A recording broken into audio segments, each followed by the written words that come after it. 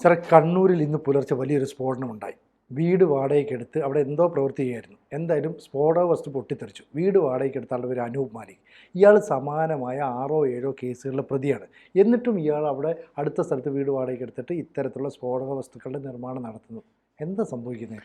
അനൂപ് മാലിക് എന്ന് പറയുന്ന മനുഷ്യനെക്കുറിച്ച് അറിഞ്ഞിടത്തോളം അടിമുടി ദുരൂഹതയുണ്ട്. അടിമുടി. എന്താ കാര്യം എന്ന് വെച്ച് കഴിഞ്ഞാൽ, ഇദ്ദേഹം ഇപ്പോൾ ഇത് 7ാമത്തെ സംഭവമാണിതെന്നാണ് ഒരു കണക്ക്. ഒരുപക്ഷെ അതിൽ കൂടിയേക്കാം, ചിലപ്പോൾ 1 2 എണ്ണം കുറയുകയും ചെയ്തേക്കാം. പക്ഷേ ഇദ്ദേഹത്തിൻ്റെ ഒരു പ്രത്യേകത എന്താണെന്ന് വെച്ചാൽ, ഇദ്ദേഹം ഇതുപോലെ തന്നെ വീട് എവിടെയെങ്കിലും പോയി വാടകയ്ക്ക് എടുക്കുന്നു, അവിടെ സ്ഫോടക വസ്തുക്കൾ നിരത്തി വെക്കുന്നു. എന്നിട്ട് എന്താണ് ഇദ്ദേഹം ഉണ്ടാക്കുന്നത് എന്നുള്ള കാര്യത്തെക്കുറിച്ച് വ്യക്തമായൊരു വിവരം സർക്കാരിൻ്റെ കയ്യിലില്ല. അവിടെ സ്ഫോടനം നടക്കും. 1 2 സ്ഥലത്ത് ആളുകൾ കൊല്ലപ്പെട്ടിട്ടുണ്ട്. ആ കൊല്ലപ്പെട്ട കേസിൽ പുള്ളിക്ക് വധശിക്ഷയുടെ കുറ്റം കൂടി ഉള്ളതാണ്. പക്ഷേ ഒരു ഗുണമുള്ളത് എന്താണെന്ന് വെച്ചാൽ, ഈ bail is the right and jail is exception എന്ന് പറഞ്ഞത് കാരണം എന്താണെന്ന് വെച്ചാൽ, എല്ലാ പ്രാവശ്യവും ഇദ്ദേഹത്തിന് നിരന്തരമായി ജാമ്യം ലഭിച്ചുകൊണ്ടിരിക്കുന്നുണ്ട്. ജാമ്യത്തിൽ ഇറങ്ങിക്കഴിഞ്ഞാൽ ഈ പ്രതി ജാമ്യത്തിൽ ഇറങ്ങിയിട്ട് സമാനമായ അതേ കുറ്റം തന്നെ വീണ്ടും ചെയ്തുകൊണ്ടിരിക്കും. കേസ് വരും, വീണ്ടും ചെല്ലും. അങ്ങനെ 7 കേസുകളിൽ സ്ഥിരമായി ജാമ്യം കിട്ടിയിട്ടുള്ള ഒരാളാണ് ഈ അനൂപ് മാലിക് എന്ന് പറയുന്ന വ്യക്തി. ഇദ്ദേഹത്തിന് വീട് വാടകയ്ക്ക് കൊടുത്തവർക്കും അവർ പറയുന്നതനുസരിച്ചാണെങ്കിൽ ഇദ്ദേഹത്തെക്കുറിച്ച് കാര്യമായ വിവരം അവർക്കില്ല. വേറെ ആരോ ആണെന്നാണ് പറയുന്നത്. പക്ഷേ ഇദ്ദേഹത്തിന് വളരെ ആഴത്തിലുള്ള രാഷ്ട്രീയ ബന്ധങ്ങളുണ്ട്. വിശേഷിച്ച് കോൺഗ്രസ് സർക്കാരുമായിട്ട്, കോൺഗ്രസ് പാർട്ടിയുമായിട്ടും അതിൻ്റെ ഭാരവാഹികളുമായിട്ടും ഗാഢമായ ബന്ധം പുലർത്തിക്കൊണ്ടിരിക്കുന്ന ഒരാളാണ് ഇദ്ദേഹം. മുസ്ലിം ലീഗിൻ്റെ നേതാക്കളായിട്ടും വളരെ അടുത്ത ബന്ധം ഇദ്ദേഹത്തിനുണ്ട്. ഇതാണ് ഇദ്ദേഹത്തിൻ്റെ പശ്ചാത്തലം. ഇദ്ദേഹം എവിടെ പോകുന്നു, എങ്ങനെ പോകുന്നു, എപ്പോൾ വരുന്നു, ഇതൊന്നും ആർക്കും അറിയില്ല. പക്ഷേ അദ്ദേഹത്തിൻ്റെ കയ്യിൽ ഒരുപാട് പണമുണ്ട് ഇതിൻ്റെ പേരിൽ. ആ പണം വെച്ചിട്ട് അദ്ദേഹം ഏറ്റവും വില കൂടിയ വക്കീലന്മാരെ എടുക്കും. ആ വക്കീലന്മാർ കോടതിയിൽ പോയിട്ട് പുള്ളിക്ക് പുഷ്പം പോലെ ജാമ്യത്തിൽ പുള്ളി ഇറങ്ങിപ്പോകും. മിക്കവാറും മുൻകൂർ ജാമ്യം 1 2 കേസിൽ കിട്ടിയിട്ടുണ്ടെന്നാണ് പറയുന്നത്. ഇതൊക്കെ ഇനിയിപ്പോൾ സൂക്ഷ്മമായിട്ട് പരിശോധിക്കേണ്ട ഒരു കാര്യമാണ്. അത് പരിശോധിച്ച് വരട്ടെ. പക്ഷേ ഇവിടുത്തെ ഒരു പ്രശ്നം അതല്ല. ഈ സ്ഫോടക വസ്തുക്കൾ കൊണ്ടുവന്ന് ഈ വെടിമരുന്നും അതുപോലുള്ള ബാക്കി ജലാറ്റിൻ സ്റ്റിക്കും എല്ലാം കൊണ്ടുവന്നിട്ട് വ്യാപകമായ രീതിയിൽ സ്ഫോടക വസ്തുക്കൾ നിർമ്മിക്കുന്നവരുടെ ഒരു സംഖ്യ കേരളത്തിലുണ്ട് എന്നുള്ളതാണ്. അവരിതെന്താണ് ചെയ്യുന്നത് എന്നുള്ള കാര്യത്തെക്കുറിച്ച് വ്യക്തമായ ഒരു അന്വേഷണമോ അവരെക്കുറിച്ചുള്ളൊരു നിരീക്ഷണമോ നമ്മുടെ സംസ്ഥാന സർക്കാരും പോലീസും ചെയ്യുന്നില്ല എന്നുള്ളതാണ് ദൗർഭാഗ്യകരമായ കാര്യം. 6 കേസിൽ ഉൾപ്പെട്ടിട്ടുള്ള അനൂപ് മാലിക് പോയിട്ട് ഒരു വീടെടുത്ത് വീണ്ടും അവിടെ ഇത് ചെയ്യുന്ന സമയത്ത് ഇയാൾ എന്തിനിതെടുത്തു എന്നുള്ളൊരു കാര്യം പരിശോധിക്കാനുള്ളൊരു ബാധ്യത പോലീസിനുണ്ടല്ലോ. അതെ, പോലീസ് അത് ചെയ്തിട്ടില്ല. പിന്നെ ഇയാൾ ഉൽപ്പാദിപ്പിക്കുന്നത് എന്തൊക്കെയാണ്, അതൊക്കെ ആരാണ് കൺസ്യൂമേഴ്സ്? ഉത്സവ സീസൺ ആണെന്നുണ്ടെങ്കിൽ പറയാം, അമ്പലത്തിലും പള്ളിയിലുമുള്ള വെടിക്കെട്ടിന് വേണ്ടിയിട്ട് ഞാനിത് ഉണ്ടാക്കിയതാണ്, അതല്ലാതെ എനിക്ക് വേറെ ഒന്നുമില്ല എന്ന് പറയാം. ഇപ്പോൾ ഉത്സവ സീസൺ അല്ലല്ലോ, അല്ല, ഉത്സവമില്ല. പക്ഷെ ഉത്സവമില്ലാത്ത പിന്നെ വേറൊരു കാര്യം, ഒരു സ്ഥലത്ത് സംഭരിക്കാവുന്ന ഈ വെടിക്കോപ്പുകളുടെ നിർമ്മാണത്തിന് ആവശ്യമായ രാസവസ്തുക്കൾ സംഭരിക്കാവുന്നതിനൊരു പരിധിയുണ്ട്. ആ പരിധി ഒന്നും ഇദ്ദേഹത്തിന് ബാധകമല്ല, നിയമാനുസൃതമല്ല. അപ്പോൾ ഈ എക്സ്പ്ലോസീവ് കൺട്രോൾ അതോറിറ്റി ഉണ്ടല്ലോ കേരളത്തിൽ, അവരിത് പരിശോധിക്കേണ്ടതില്ലേ?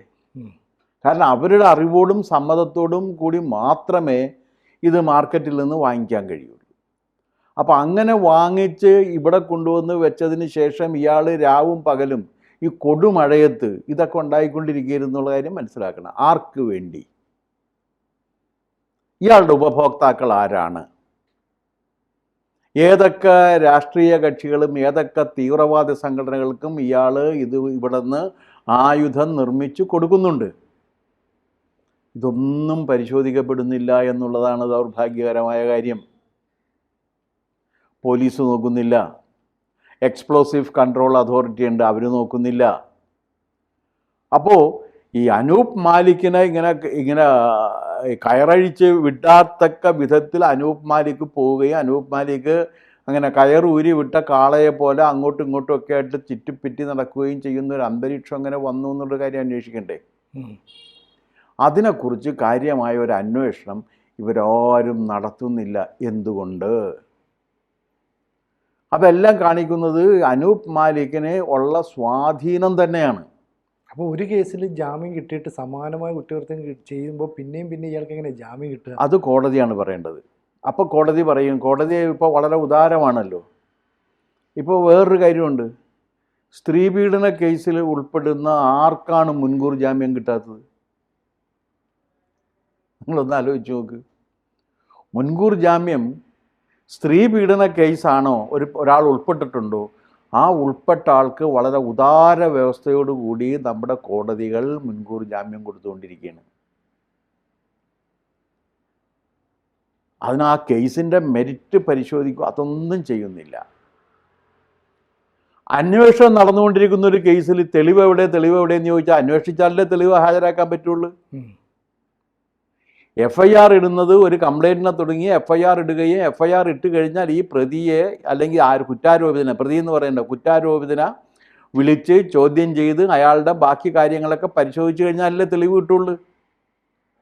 പക്ഷെ അവിടെ ചെല്ലുമ്പോൾ മുൻകൂർ ജാമ്യത്തിന് ഇയാളുടെ പേരിൽ ഒരു FIR വന്നു കഴിഞ്ഞാൽ ഇയാളുടെ പേരിൽ ചെല്ലുന്ന സമയത്ത് ഇരയാക്കപ്പെടുന്ന സ്ത്രീയുടെ സ്വഭാവശുദ്ധിയെക്കുറിച്ച് ചോദ്യങ്ങൾ ചോദിച്ചുകൊണ്ടാണ് ഈ അടുത്ത കാലത്ത് ഒരു കേസിൽ മുൻകൂർ ജാമ്യം അനുവദിച്ചത്.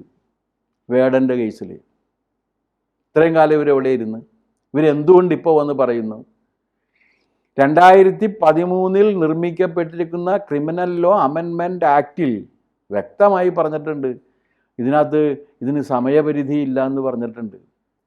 നിയമത്തിൽ സമയപരിധി ഇല്ല എന്ന് പറഞ്ഞിരിക്കെ ആ കേസ് എപ്പോൾ വന്നാലും അഡ്മിറ്റ് ചെയ്തിട്ട് അതിനകത്ത് നോക്കണമല്ലോ, കാര്യങ്ങൾ നോക്കണമല്ലോ.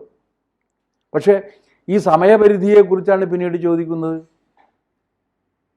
ഇരയാക്കപ്പെടുന്ന സ്ത്രീയുടെ സ്വഭാവശുദ്ധിയെക്കുറിച്ച് ചോദ്യം ചെയ്യാൻ പാടില്ല എന്ന് നിയമത്തിലുണ്ടെങ്കിലും കോടതി അതും ചോദിക്കുകയാണ്. അപ്പോൾ നമ്മുടെ ജുഡീഷ്യറിയിൽ സംഭവിച്ചുകൊണ്ടിരിക്കുന്ന ഒരു വ്യതിയാനം ഇതിനൊക്കെ കാരണമാണ്. അല്ല എന്നുണ്ടെങ്കിൽ ഒരു കുറ്റകൃത്യം ചെയ്ത് അയാൾക്ക് ജാമ്യം കൊടുത്ത് അയാൾ ഇറങ്ങിക്കഴിഞ്ഞ് സമാനമായ മറ്റൊരു കുറ്റകൃത്യം ചെയ്തിട്ട് ഇയാൾ ജാമ്യത്തിന് വരുമ്പോൾ ഇയാളുടെ ജാമ്യം നിഷേധിക്കേണ്ടതല്ലേ? നിഷേധിക്കപ്പെടുന്നില്ല. അങ്ങനെ 6ഉം 7ഉം കുറ്റകൃത്യങ്ങൾ ചെയ്യാൻ ഒരാൾക്ക് അവസരം ഒരുക്കി കൊടുക്കുന്ന ഒരു ജുഡീഷ്യറി, അത് ആത്മപരിശോധന നടത്തേണ്ട കാര്യം തന്നെയാണ്. നമുക്കൊന്നും പറയാൻ പറ്റില്ല.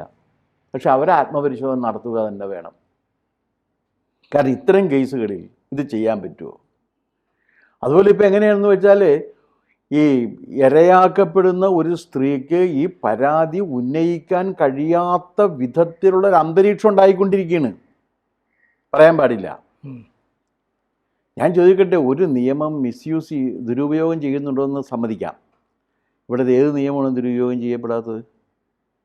ഒരു നിയമം ദുരുപയോഗം ചെയ്യപ്പെടുന്നുണ്ട് എന്നതുകൊണ്ട് അതിൻ്റെ ഉപയോഗം തന്നെ വേണ്ടാന്ന് വെക്കത്തക്ക വിധത്തിൽ കോടതികൾ വ്യാഖ്യാനം നടത്തുമ്പോഴാണ് അപകടം പറ്റുന്നത്.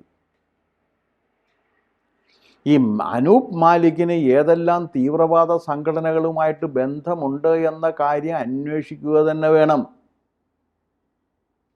ഇസ്ലാമിക തീവ്രവാദ സംഘങ്ങളുമായിട്ട് ഞാൻ മനസ്സിലാക്കിയെടുത്തോളം അനൂപ് മാലിക്കിന് ഗാഢമായ ബന്ധമുണ്ട് എന്നുള്ളതാണ്.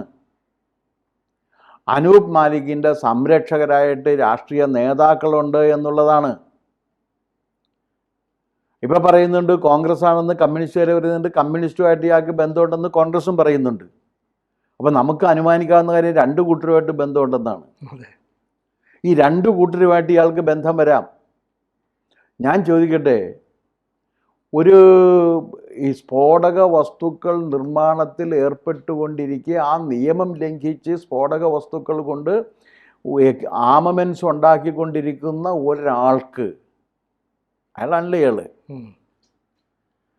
അയാൾക്ക് ആരെല്ലാമായിട്ടും എന്തെല്ലാമായിട്ട് ബന്ധമുണ്ട് എന്നുകൂടി അന്വേഷിക്കാൻ ബാധ്യസ്ഥരായിട്ടുള്ള കോടതിയും അത് ചെയ്യുന്നില്ല. ഇനി അത്തരക്കാർക്ക്, രാഷ്ട്രീയക്കാർക്ക് എങ്ങനെയാണ് ഇവരുമായിട്ട് ബന്ധം വരുന്നത്? രാഷ്ട്രീയക്കാർക്ക് എന്താ ഇതിനകത്ത് കാര്യം? കോൺഗ്രസ് ആയാലും കമ്മ്യൂണിസ്റ്റ് ആയാലും രണ്ട് കൂട്ടർക്കും ബന്ധമുണ്ടെന്ന് ആക്ഷേപം വന്നിട്ടുണ്ട്. മറ്റേ കണ്ണൂർ ജില്ലാ സെക്രട്ടറി പറയണത് എന്താണ്, കെ സുധാകരൻ്റെ വിശ്വസ്തനാണെന്നാണ്. കോൺഗ്രസിൻ്റെ പ്രസിഡന്റ് പറഞ്ഞാൽ ഞാൻ അറിയില്ല, ഇയാൾ ഞാൻ മനസ്സിലാക്കിയെടുത്തോളം മാർക്സിസ്റ്റുകാരുടെ വിശ്വസ്തനാണെന്നാണ്. നമുക്ക് അനുമാനിക്കാവുന്ന കാര്യം ഇവർ കോൺഗ്രസിൻ്റെയും മാർക്സിസ്റ്റുകാരുടെയും വിശ്വസ്തനാണ് ഇയാൾ എന്നുള്ളതാണ്. അങ്ങനെ കോൺഗ്രസിൻ്റെയും മാർക്സിസ്റ്റുകാരുടെയും വിശ്വസ്തനായിരിക്കുന്ന ഈ മാന്യദേഹം അദ്ദേഹം ചെയ്തുകൊണ്ടിരിക്കുന്നത് എന്താണ്? അദ്ദേഹം വീണ്ടും ഇത് തന്നെ ചെയ്തുകൊണ്ടിരിക്കുകയാണ്.